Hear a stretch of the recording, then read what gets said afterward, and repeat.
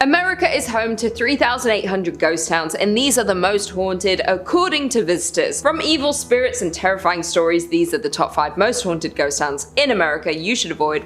Part 3. In at number 5, we have Basto Village in New Jersey. Located in New Jersey, Basto Village is a historic community centered around the Basto Iron Works. The site was ideal for iron work because there was water for mills, abundant wood for charcoal, and naturally occurring bog iron. The well-preserved and lovingly restored village dates back to 1766. As the operation of ironwork grew, so did the village. There were mills, cottages, and over 3 dozen structures and buildings still remain, many from the early 1800s. But by mid-1800s, iron production declined due to the discovery of coal ore. As the need for iron declined, then glassmaking was pursued by the town, but at that point the population already started to dwindle. When Joseph Wharton purchased the property, he primarily focused on forestry and agricultural endeavors. After Joseph Wharton passed in 1909, the property was managed by a trust. The state of New Jersey began buying the land in the 1950s. The last resident to leave the town left in 1936, but not before strange disappearances occurred. According to local legend and a bunch of conspiracy theorists, Ong's Hat offers a portal to a different dimension. In the 1970s, a few professors from Princeton fled there after being mocked by their quantum physics theories. This is when they claimed to have discovered interdimensional travel. According to other local legends, the devil is the 13th born son of the Leeds, the first inhabitants of New Jersey. Mother Leeds gave birth to a healthy baby, who within minutes transformed into this beast. This old ghost town is said to be a hotspot for the Jersey Devil activity, and in the last 50 years there have been numerous reports and encounters with the beast in this area. Some of these encounters include strange tracks along with hearing screams just outside of the village. One sighting of the Jersey Devil comes from a group that saw the creatures crossing the street in front of them. When visiting the village, some say you can feel his presence as if he's walking right behind you. In at number 4, we have Bodie, California. Located up in the Bodie Hills in Mono County, California, near Yosemite, in 1859, 4 miners found a good place to look for gold in the hills near the California-Nevada border. Bodie died in a blizzard not long after, but a small mining town sprung up at their camp. The town was home to 10,000 people. Bodie was a mining camp in 1859 where people had seen gold in its hills. Eventually it turned into a well-populated town. Though like most mining towns, it saw its peaks, its losses, and then its decline. Fast forward to 1962 and the town would be fully abandoned. Although it already showed signs of decline with dwindling numbers at the start of the 20th century, a series of fires forced the last remaining residents to flee the town, leaving it almost exactly as it was in the early 1900s. With the dinner tables still set, shops are still stocked with supplies, and restaurants are still poised to serve long-forgotten meals. Today, the 110 silent buildings sit spaced out for traffic and people that aren't there. Buildings such as a barbershop, a church, a mill, a morgue, and a leaning hotel are held up by a beam and have been left untouched for 100 years. Though it has been left abandoned for years, some of the buildings are in a crumbling state of decay, while others stand strong, full of their original items but long devoid of their owners. There were also 60 saloons and thus a fair amount of danger. People were robbed and crimes occurred quite often, though the curse of Bodie has nothing to do with the fires or the shootings. It started because people started taking artifacts from abandoned buildings. They'd take weather-worn shoes or pieces of glass from shattered windows. Somebody once ran off with a piano. Those items may seem like they have no value, but all objects carry equal significance in telling the story of Bodie. Thus the curse of Bodie emerged: if you take something from Bodie, bad luck will come around to get you. Because of the rumor spreading of a curse, people who stole items would send them back, often including heartfelt apology letters, explaining that they didn't expect their fish to pass or their romantic life to fail from stealing from Bodie. In at number 3, we have Terlingua in Texas. The town of Terlingua, Texas was once a bustling mining town full of life, wealth, and promise. Today it's a ghost town with abandoned mine shafts, a general store, an old jail, a church, and multiple ghost houses. Terlingua became of interest to local miners in the late 1800s when they discovered cinnabar, a red mercury sulfide. A man by the name of Jack Dawson discovered that mercury could be extracted from the cinnabar, and by 1900 there were 4 mining companies in the area with a population of over 2,000 people. The Chisos Mining Company owned the entire town of Terlingua, and at one point they built a general store, a post office, a hotel, a school, a theatre, and even a telephone service. Though conditions in the mine were tough, with the 7-day work week being the standard, working long days in the desert heat led many miners to lose their lives in the mines. To make matters worse, the Chisos Mining Company even paid their workers in coupons, which could only be spent at the company-owned store. The decline started once the mines dried up. Companies left and the people left with them. One of the scariest parts of the town is the church, which sits on the hill above the ghost town. One quote says, "As we approached the church, the door opened all by itself. Inside the church, visitors report an eerie feeling when entering the church. Moreover, several others report experiencing blackouts, blurred vision, and even hallucinations while exploring the abandoned town." Researchers theorize that this is due to low-frequency sound waves in the area that are able to alter people's perceptions of the things around them, and as well as disorient them. In at number 2 we have Ludlow, Colorado. Located about 12 miles north of Trinidad, Ludlow, Colorado is a ghost town known for an infamous event in 1914. A former mining camp, it was the location of the Ludlow Massacre. Beginning in 1910, the resident coal miners grew unhappy over their dangerous working conditions and began to debate a strike. By 1913, a strike had begun, much to the dismay of owner John B. Rockefeller. On April 20th, 1914, there was a massacre in Ludlow, where the Colorado National Guard and Colorado Fuel and Iron Company guards attacked miners, burning their tents to the ground. Known as the Ludlow Massacre, 25 people lost their lives. The massacre was the height of the Colorado Coalfield War, which began a year earlier in 1913. Two coal mining counties, Las Animas and Huerfano, were the centers of the conflict. The United Mine Workers of America led the strike against the Colorado Fuel and Iron, owned by Rockefeller. They were upset over the horrible working conditions. Both parties led attacks back and forth over the years. Today, the old company town of Ludlow still stands as a ghost town, and the site of the tent city is also kept reserved, now under the care of the United Mine Workers of America. A monument to the deceased was also built by the Union at the site. In addition, the cellar where so many innocents perished is still in place. The doorway can still be seen and the dark depths of the pit can still be viewed. Though this isn't recommended, as many people who visit the abandoned ghost town report a strange feeling when looking through the doorway, and even worse, possible whispers around them with an unexplainable source. And finally, in at number 1 we have Helltown, Ohio. The abandoned town known as Helltown can be found in the Cuyahoga Valley in Ohio. There sits an eerie deserted town known by locals to be haunted. No people live in the area anymore, though there are still remnants of the lives of former residents left behind. The whole town is surrounded by hazardous roads that seemingly lead to nowhere. Locals believe this was done to confuse any wandering explorers. But the Helltown Church seems to have inspired the town's ominous name. The tiny white church is in the center of Helltown and is central to all local theories. Some say the church was a place of worship for practicing Satanists who still lurk around the closed-off roads, hoping to recruit unwelcome visitors. Others believe the town was evacuated after a chemical spill that resulted in bizarre mutations of the residents and animal population. The legend of the Peninsula Python stems from this theory. There even sits an abandoned school bus in the town with legends of its own. The story goes that the bus was carrying a group of high school students who were going to one of the ski resorts near Boston when an elderly woman flagged down the bus. She was in a panicked state and explained that there was a young boy in her house who was seriously hurt. The bus driver, in an attempt to help, turned down her driveway and drove into the woods hoping to help the boy. When the bus approached the house, Satan worshippers swarmed it and sacrificed all those on board. The bus sat back there for over 30 years, standing as a warning to all who decide to venture into Helltown. A local paranormal investigator set out to research the abandoned town, and to his surprise, what he discovered